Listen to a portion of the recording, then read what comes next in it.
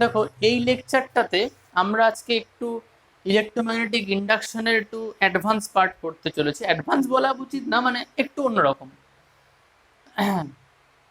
আমরা এখন একটা নতুন সিস্টেম নিয়ে আলোচনা করছি, সেটা হচ্ছে, এটাকে কি বলবো, এটাকে একটা কয়েল বলবো, বা যাকে বাংলাতে বলা হয় কুণ্ডলী।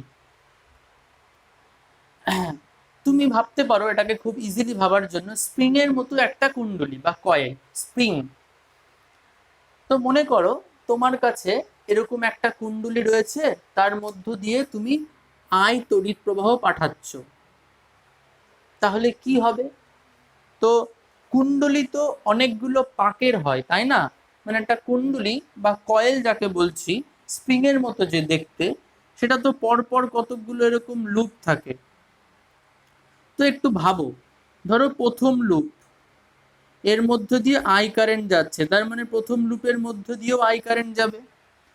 তো কোনো লুপের মধ্য দিয়ে কারেন্ট গেলে, কোনো লুপের মধ্য দিয়ে না, এটা তো যে কোনো পরিবাহীর মধ্য দিয়ে কারেন্ট গেলেই হবে, কি হবে? চৌম্বক ক্ষেত্র তৈরি হবে। তোমরা জানো যে যে কোনো, এই যে ধরো একটা পরিবাহী, এটা, এই যে এটা একটা পরিবাহী, এই পরিবাহীর মধ্য দিয়েও যদি তড়িৎ প্রবাহিত হয়, তাহলে এর মধ্যে এর চারপাশে কি তৈরি হবে? ম্যাগনেটিক ফিল্ড বা চৌম্বক ক্ষেত্র, মানে হচ্ছে তড়িৎ প্রবাহ। তাহলে আমরা বলতে পারি যে এই যে একটা কুণ্ডলী বা কয়েল ভেবেছি, এই কয়েলের যে প্রত্যেকটা লুপ, সেই প্রত্যেকটা লুপের মধ্য দিয়ে কারেন্ট যাচ্ছে তার জন্য এই কয়েলের সারাউন্ডিংসে একটা ম্যাগনেটিক ফিল্ড তৈরি হবে।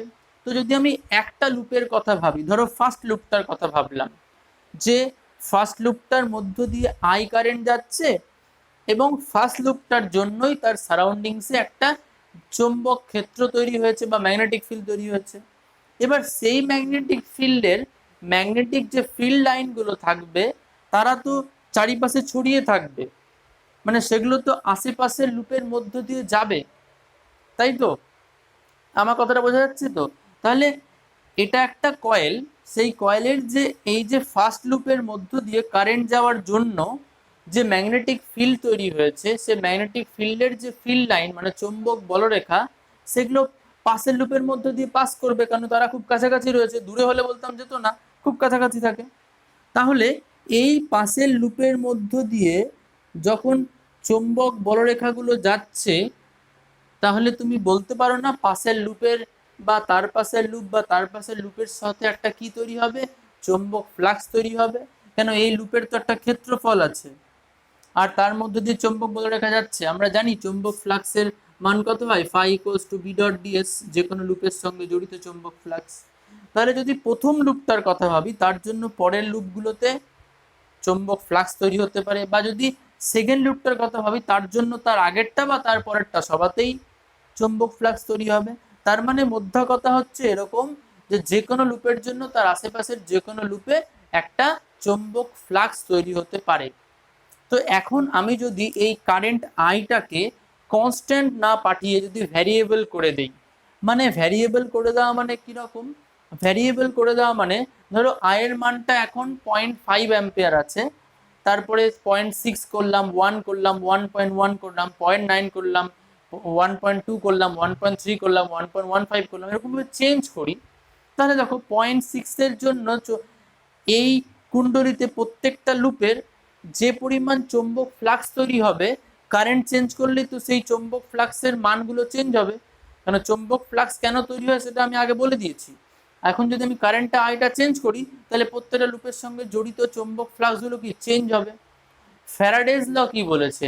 যদি কোনো লুপের সঙ্গে জড়িত চৌম্বক ফ্লাক্স পরিবর্তন হয়, তাহলে সেই লুপের মধ্যে কি আবিষ্ট হতে বাধ্য? তড়িৎচালক বল। আবিষ্ট তড়িৎচালক বল হওয়া মানে কি? সেই লুপের মধ্যে একটা আবিষ্ট তড়িৎ প্রবাহ যাবে, একটা কারেন্ট ফ্লো হবে।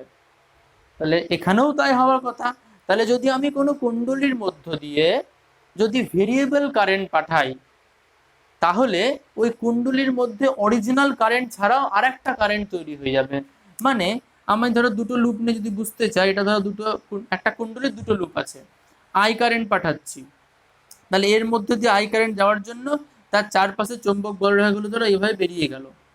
তাহলে এই চৌম্বক বলরেখাগুলোর জন্য পরের লুপটাতে একটা চৌম্বক ফ্লাক্স তৈরি হবে। এবার আমি যদি আই এর মান 1 অ্যাম্পিয়ার থেকে 1.5 অ্যাম্পিয়ার করি, তাহলে এই লুপের সঙ্গে জড়িত চৌম্বক ফ্লাক্সের পরিবর্তন হলো। ফ্যারাডে বলেছে চৌম্বক ফ্লাক্সের পরিবর্তন হলে ওই লুপে কি তৈরি হবে? আবিষ্ট তড়িৎচালক বল। আবিষ্ট তড়িৎচালক বল মানেই একটা বিভব প্রভেদ তৈরি হলো, মানে লুপের মধ্যে দিয়ে একটা কারেন্ট যাবে, তাকে আবিষ্ট কারেন্ট বলে। তাহলে দেখো, এমনি তো আই কারেন্ট যাচ্ছিল এই লুপের মধ্যে দিয়ে, তাছাড়া আর একটা আবিষ্ট কারেন্ট তৈরি হয়ে গেল আই ড্যাস্ট। এবার লেঞ্জ বলেছে আবিষ্ট তড়িৎ প্রবাহের অভিমুখ সেই দিকে হবে যেটা সৃষ্টির কারণকে বাধা দেয়। মানে কি কারণে সৃষ্টি হচ্ছে আবিষ্ট তড়িৎ প্রবাহ? এই আই কারেন্টটা যাওয়ার জন্য। তাহলে আয়ের উল্টো দিকে আর একটা আই ড্যাশ তৈরি হয়ে যাবে। এটা আই ছিল, এটা হয়ে গেল আই ড্যাশ, যেটা ওকে বাধা দিবে। তার মানে যদি আমি একটা বড় কুণ্ডলী নেই, মানে বড় কয়েল নেই, তার প্রত্যেকটা লুপই তার পাশে আশেপাশে লুপের জন্য কি হবে? আচ্ছা, একটু তোমরা ওয়েট করো, আসছি, 2 মিনিট দাঁড়াও, আসছি।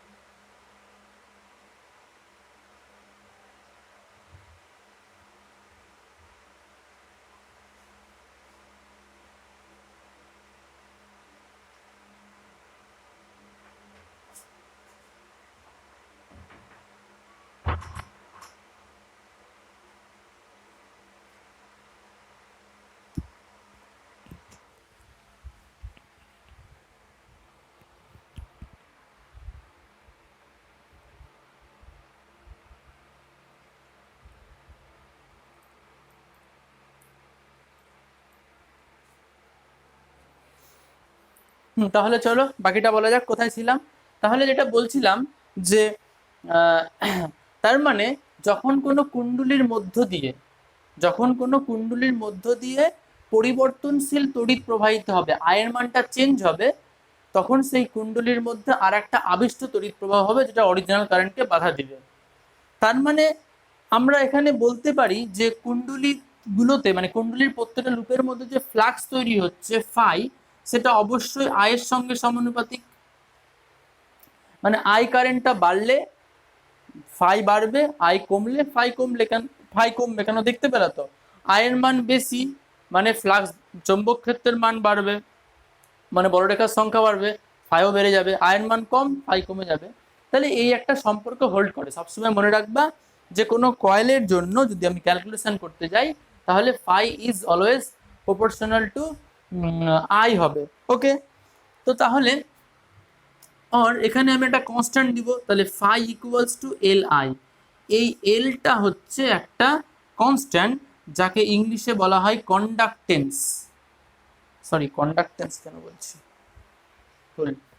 যাকে বলা হয় ইন্ডাকটেন্স বলা হয়, ইন্ডাকটেন্স বা বাংলা নাম আছে এটাকে বলা হয় আবেশাঙ্ক, আবেশাঙ্ক বা সাবেশাঙ্ক যাই বলো না কেন, সাবেশাঙ্ক বা আবেশাঙ্ক বললেও এটা বুঝবা, বা শুধু যদি আবেশাঙ্ক বলে তাহলে বাংলাতে সাবেশাঙ্ক বা আবেশাঙ্ক যাই বলুক না কেন, ইন্ডাকটেন্স ইংলিশে বলা হয়, সেটা মানে তুমি এলই বুঝবা। তো আসছি নামগুলো নিয়ে পরে আসছি, আগে এলটা তার মানে কি। তুমি দেখো একটা পরিবাহীর রোধ থাকে না, তাকে আমরা কি দিয়ে রিপ্রেজেন্ট করি, আর একটা ধারকের ধারকত্ব থাকে, তাকে কি দিয়ে রিপ্রেজেন্ট করি, সি। আর একটা কয়েল, তার ভেতরে তড়িৎ প্রবাহ, এই যে রোধের মধ্যে দিয়ে তড়িৎ প্রবাহিত হলে বাধা, কোনো পরিবাহী তারের মধ্যে দিয়ে তড়িৎ প্রবাহিত হলে বাধা দেয় কে, রোধ। আর কোনো ধারক, তার মধ্যে দিয়ে তড়িৎ প্রবাহিত হলে বাধা দিতে পারে কে, ধারকত্ব। সেই রকম কোনো কুণ্ডলীর মধ্য দিয়ে, কয়েলের মধ্য দিয়ে তড়িৎ প্রবাহিত হলে বাধা দেয় কে, এল। যেরকম পরিবাহী রোধ থাকে, ধারকের ধারকত্ব সি থাকে, সেরকম কুণ্ডলীর একটা থাকে এল, তাকে বলা হয় সাবেশাঙ্ক বলে বা আবেশাঙ্ক বা ইন্ডাকটেন্স, এল দিয়ে রিপ্রেজেন্ট করা হয়। তো তুমি এখান থেকে এল এর ইউনিটটা বার করতেই পারবা, L equals to phi by I. ফাইয়ের একক হচ্ছে ওয়েবার, আমি আগের দিন বলেছিলাম, আর আই এর একক হচ্ছে অ্যাম্পিয়ার। তাহলে এল এর একক কত হলো, ওয়েবার অ্যাম্পিয়ার ইনভার্স, বা এটাকে আরেকটা নাম আছে হেনরি বলা হয়, ওয়েবার বা অ্যাম্পিয়ারকে হেনরিও বলা হয়। ওকে, ঠিক আছে, তাহলে হয়ে গেল। আচ্ছা, আরেকটা জিনিস এখান থেকে ছোট্ট, সেটা হচ্ছে তুমি আবিষ্ট তড়িৎচালক বলের মানটা বার করো এই রিলেশনটা ধরে। তুমি জানো যে যদি কোনো কয়েলের মধ্যে ফ্লাক্স লিঙ্কড হয়, মানে চৌম্বক ফ্লাক্সের পরিবর্তন হয়, তাহলে সেই চৌম্বক ফ্লাক্সের মান বার করার জন্য phi equals to L I হয়, সেটা কয়েলের জন্য। এলটা কি, ওই কয়েলে ইন্ডাকটেন্স বা পারস্পরিক আবেশাঙ্ক বা সাবেশাঙ্ক বলে। এইবার আমি এখান থেকে আর একটা ফর্মুলা ক্যালকুলেট করতেই পারি, দেখো সেটা হচ্ছে আমরা জানি আবিষ্ট তড়িৎচালক বল e equals to minus d phi by d t. Phi মানে কত, এল আই, তাহলে এখানে বসিয়ে দেওয়া যায় না, e equals to minus d d t of ফাইয়ের মানটা এল আই বসিয়ে দিলাম। তাহলে এবার তুমি এখানটায় দেখো এরকম হতে পারে, ই ইকুয়ালস টু এলটা বাইরে বেরিয়ে গেল, তাহলে কত হবে, ডিআই বাই ডিটি হয়ে গেল, কারণ এল তো কনস্ট্যান্ট, এটা তো কনস্ট্যান্ট নিতে হয়, সমানুপাতিক চিহ্ন ওঠানোর জন্য একটা কনস্ট্যান্ট নিতে হয়, সেই কনস্ট্যান্টের নাম ইন্ডাকটেন্স, তাহলে এল বেরিয়ে যাবে, তাহলে কত হলো, ডিআই বাই ডিটি। তাহলে এইটা হচ্ছে তোমার ফর্মুলা।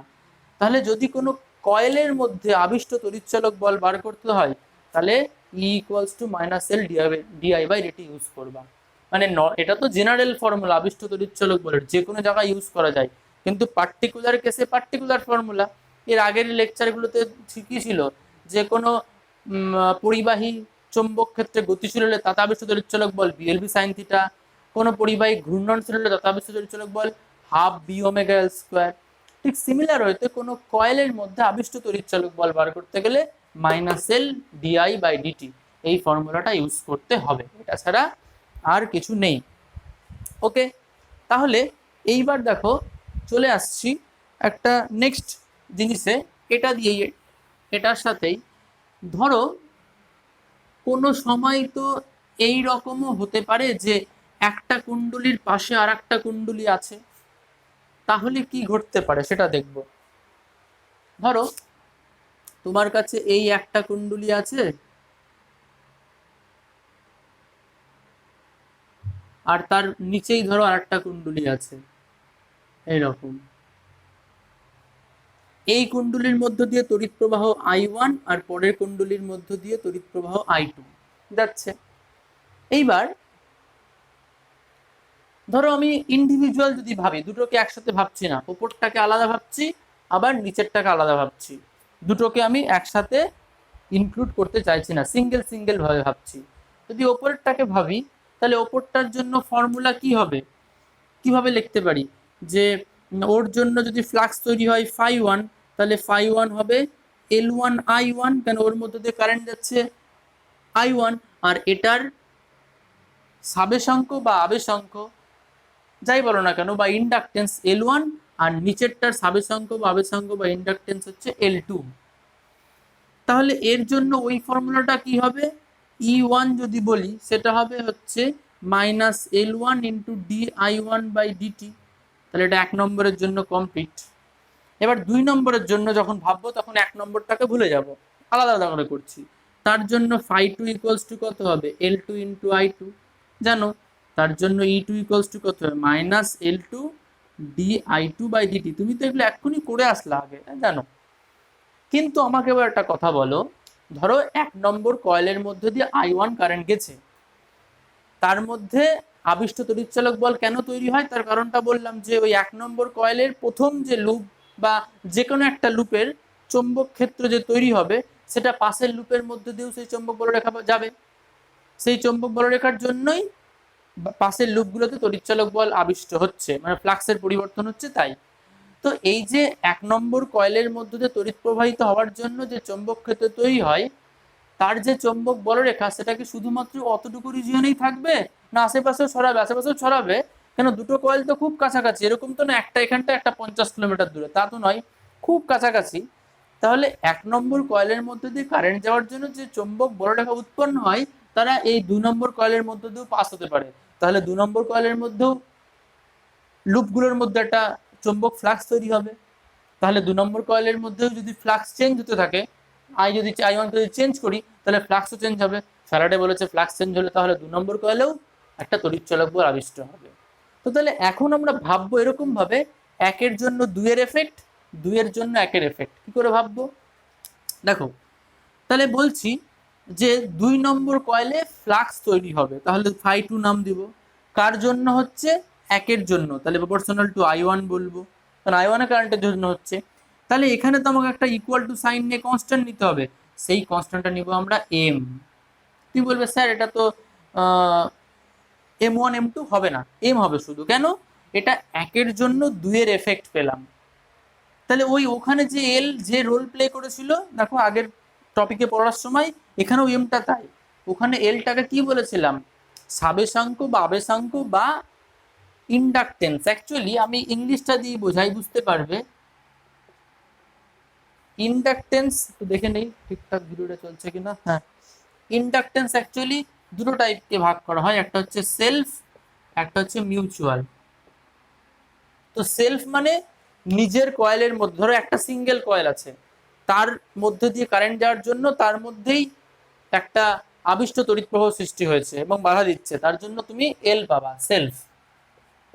এবার যদি এই 1 নম্বর কয়েলের জন্য পাশের কয়েলে একটা আবিষ্ট তড়িৎ প্রবাহ সৃষ্টি হয়েছে, তার জন্য পাশের কয়েলে তড়িৎ প্রবাহ বাধা হচ্ছে, তখন তুমি কি পাবা, মিউচুয়াল মানে এম পাবা। এবার মিউচুয়ালটা এবার এরকম, 1 এর জন্য এতে মিউচুয়াল ইন্ডাকটেন্স যদি এম হয়, তাহলে 2 এর জন্য একেও এম হবে। মানে কি, মানে তুমি বললা 1 এর জন্য এটা 2 এর প্রভাব পেলা, তো তাহলে তুমি যদি এবার 2 এর জন্য একে পাও, কার জন্য, 2 এর জন্য একে পাবা, তাহলে 1 এর জন্য তুমি ফ্লাক্স বার করছো ফাই ওয়ান, প্রপোর্শনাল টু কার হবে, 2 এর জন্য। তাহলে তুমি যখন ইকুয়াল টু করবা তাহলে কি লিখবা, ফাই ওয়ান ইকুয়াল টু ওই এমই হবে। এখানে কিন্তু আবার এম টু এম ওয়ান হয় না, কেন মিউচুয়ালটা একে অপরকে সেম দেয়, মানে আমি ওকে যা ফেরত দিব ও আমাকে তা ফেরত দিবে। তাহলে মিউচুয়াল ইন্ডাক্ট, তাহলে আমি এটাকে জেনারেলি বলতে পারি না, এই ফাই ওয়ান ফাই টু দিয়ে না বলে ইন জেনারেল কি লিখতে পারি, এই দুটোর বদলে ইন জেনারেল লিখতে পারি phi equals to M I. মানে ধরো আই ধরে নিয়ম ফাই, কেন দেখো তুমি যাই করো না কেন তুমি এখান থেকে এমই পাচ্ছ, নতুন কিছু পাচ্ছ না, মানে মিউচুয়াল ইন্ডাকটেন্সই পাবা। মানে 1 নম্বর 2 নম্বরকে যে মিউচুয়াল ইন্ডাকটেন্স দিবে তড়িৎ প্রবাহ বাধার জন্য, 2 নম্বর 1 নম্বরকেও সেম দিবে, খালি নিজের গুলো আলাদা হয়। মানে 1 নম্বর কয়েলের নিজের জন্য যে সেলফ ইন্ডাকটেন্স হবে, যেটা তড়িৎ প্রবাহের বাধা বলছি যাকে আমরা, এল ওয়ান, 2 নম্বরে এল টু, কিন্তু একে অপরকে দিলে এমটা সেম হবে। তো তাহলে তার জন্য আমি ই ইকুয়ালস টু কি লিখতে পারি, মাইনাস এম ইন্টু ডিআইডিটি। এই যে এখানে যেরকম করেছিলাম, ই ইকুয়ালস টু কি হয়, ডি ফাই বাই ডিটিতে phi equals to L I বসিয়ে কি পেলাম, minus L d I by d t. সেরকম তুমি এই ডি ফাই বাই ডিটিতে phi equals to M I বসিয়ে এটা পাবা না। তাহলে এই হচ্ছে ফর্মুলা। তাহলে তুমি এটা সেলফ ইন্ডাকটেন্স বার করার সময় ইউজ করবা, এটা হচ্ছে মিউচুয়াল ইন্ডাকটেন্স বার করার সময় ইউজ করবা, তাহলেই হয়ে গেল, আর কোথাও কোনো সমস্যা নেই। তাহলে সেলফ ইন্ডাকটেন্সের একক আমরা আগে বার করেছি, কি বলেছি, ওয়েবার পার অ্যাম্পিয়ার বা হেনরি। মিউচুয়াল ইন্ডাকটেন্সের একক বার করবা, তাও একই পাবা, ওয়েবার পার অ্যাম্পিয়ার বা হেনরি। এটাকে বাংলাতে কি বলা হয়, মানে ইন্ডাকটেন্সকে তুমি সাবেশাঙ্ক বলতে পারো, সেটা আবার দুই প্রকার। এটা হচ্ছিল সেলফ মানে হচ্ছিল আবেশাঙ্ক মানে নিজের জন্য, আর এটা মানে পারস্পরিক আবেশাঙ্ক মানে অন্যের জন্য। এটাকে বাংলাতে বলা হয় পারস্পরিক আবেশাঙ্ক। আর সেলফ ইন্ডাকটেন্সকে বলা হয় শুধু আবেশাঙ্ক। আর ইন্ডাকটেন্স মানে ওটাকে আবেশাঙ্ক বলতে পারো, সাবেশাঙ্ক বলতে পারো, এগুলো সবই তো নিজের জন্য। তাই এই এটা ক্লাসিফিকেশন ঠিক না, ব্যাপারটা এরকম, মানে নিজের জন্য যদি হয় তাহলে এল বলবো, অপরের জন্য হলে এম, এছাড়া আর কিছু নেই। সেলফ মিউচুয়াল ব্যাস, সে বাংলা নামে ওটাকে সাবেশাঙ্ক আবেশাঙ্ক যাই বলো না কেন। তবে এই দুটো ফর্মুলা ডিফারেন্ট। আর একক তো বললাম, এল এর একক যা ওয়েবার পার অ্যাম্পিয়ার অথবা হেনরি বলছো, এম এর এককও তাই বেরোবে। এখান থেকে একটু বই থেকে পড়ে নিও 1 হেনরির ডেফিনেশন। এটা আমি আর বললাম না, তোমরা দেখে নিও, যদি বুঝতে অসুবিধা হয় আমাকে বলো, আমি নেক্সট ক্লাসে না হয় যখন ডিসকাস করব তখন বলে দেবো। ঠিক আছে, তাহলে এই হলো আমাদের এটা একটা পার্ট, আর যে বাকি একটু আছে সেটা পরের পার্টে। না এখানে বলে দিই, একটা জিনিস বাকি আছে, একটা জিনিস ছোট্ট করে এখানে বলে দিই। দেখো আর একটা জিনিস এখানে একটু বলে দিই, তাহলে সুবিধা হবে, এটা একটু বলে দেওয়া উচিত। সেটা হচ্ছে হলো আবেশবিহীন কুণ্ডলী, মানে নন ইন্ডাকটিভ কয়েল। মানে আমরা দেখতে পেলাম যদি কোনো কয়েলের মধ্য দিয়ে কারেন্ট যায়, তাহলে সেই কয়েলের মধ্যে একটা কি তৈরি হয়, আবিষ্ট তড়িৎ প্রবাহ, যেটা অরিজিনাল কারেন্টকে বাধা দেয়, তার জন্য এল তৈরি হচ্ছে। অবশ্যই কয়েলের মধ্যে দিয়ে শুধু কারেন্ট গেলে হবে না, কারেন্টটা কি হতে হবে, পরিবর্তনশীল হতে হবে। তো সেই রেসপেক্টেই আমরা এমন একটা কুণ্ডলী বানাতে চাই যেটা কুণ্ডলী হবে, কিন্তু এই এল আর এম তৈরি হবে না, মানে তড়িৎ প্রবাহের বিরুদ্ধে বাধা তৈরি হবে না। তো তার নাম দিয়েছি আমরা আবেশবিহীন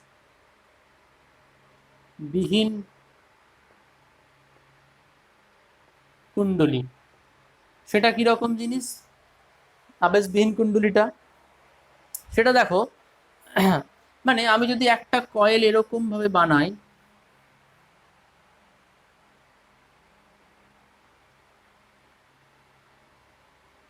মানে ধরো প্রথম লুপটা দিয়ে কারেন্ট আসছে, প্রথম পাকটা দিয়ে,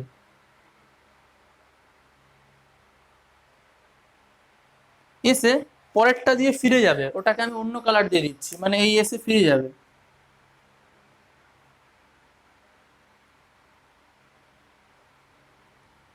সরি, এটা দিয়ে কেন ফিরে যাবে, ভুল করলাম।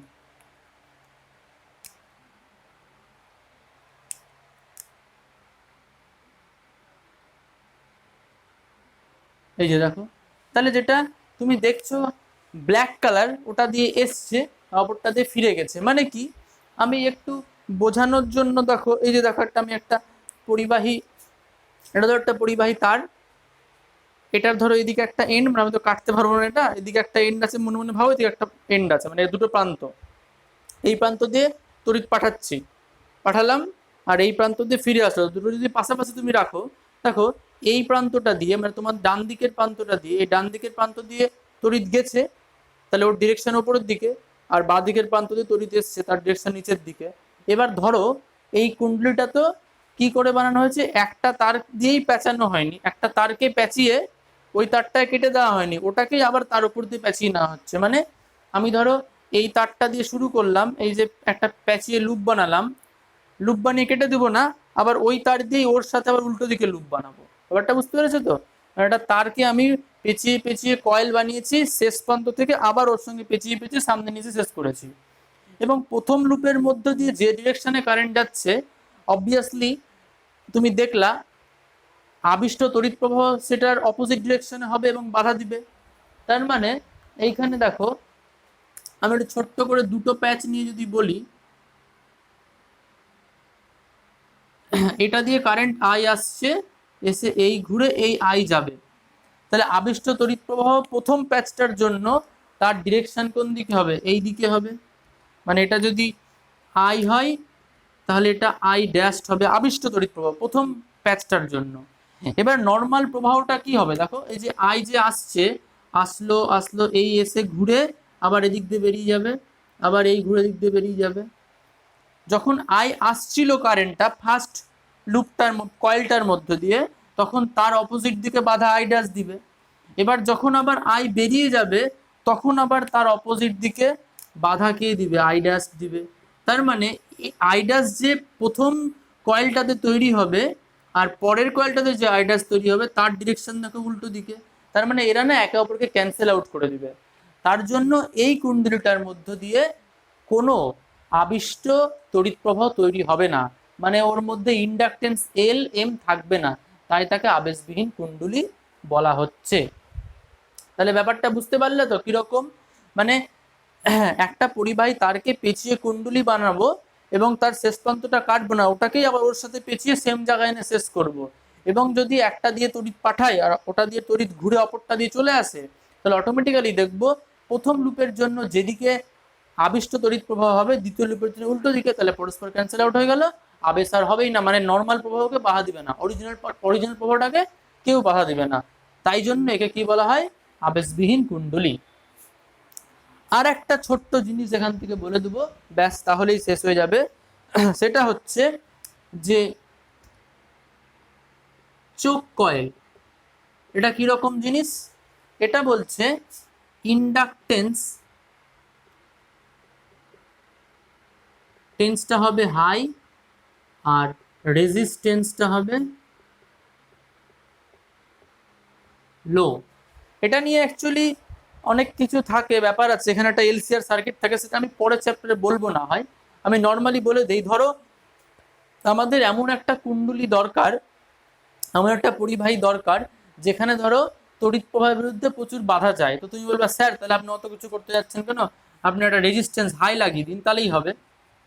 আমি চাই যে যে এমন একটা পরিবাহী তার ব্যবহার করব যার মধ্যে দিয়ে তড়িৎ প্রবাহের বিরুদ্ধে প্রচুর বাধা হবে, তাহলে একটা হাই রেজিস্ট্যান্স লাগিয়ে দেই তাহলেই হবে। কিন্তু হাই রেজিস্ট্যান্সের জন্য আবার জুল এফেক্ট হয়, এই পরিবাহীটা গরম হয়ে যেতে পারে H=I²RT/J দিয়ে। তাহলে হাই রেজিস্ট্যান্স লাগালে তড়িৎ প্রবাহের বিরুদ্ধে বাধা পাবো কিন্তু প্রচুর হিটিং এফেক্ট হবে, গরম হয়ে যাবে। তো তার জন্য বুদ্ধি করা হলো তড়িৎ প্রবাহের বিরুদ্ধে বাধাটা এই রেজিস্ট্যান্স না দিয়ে কি দেওয়া হলো, ইন্ডাকটেন্স দিয়ে দেওয়া হলো। যদি আমি হাই ইন্ডাকটেন্স দেই তাহলে অটোমেটিক্যালি তড়িৎ প্রবাহের বিরুদ্ধে বাধা পাবে, কারেন্ট যেতে পারবে না। কিন্তু লো রেজিস্ট্যান্স হওয়ার জন্য হিটিং এফেক্টটা হবে না, তারটা গরম হবে না। তাই যে জায়গাতে হাই রেজিস্ট্যান্স দরকার কিন্তু আবার হিটিং এফেক্টটা অফ করতে হবে, সেখানে আমরা চোক কয়েল ইউজ করব। তাহলে চোক কয়েল বা চোক কুণ্ডলী কি, যেটা সাবেশাঙ্ক উচ্চ মানের, রেজিস্ট্যান্সটা নিম্নমানের। ওকে, তাহলে আজকের লেকচারটাতে এতটুকুই থাকবে, বাকি যে পার্টটা পরের লেকচারটাতে বলে দেবো, তাহলে কমপ্লিট হয়ে যাবে। ঠিক আছে।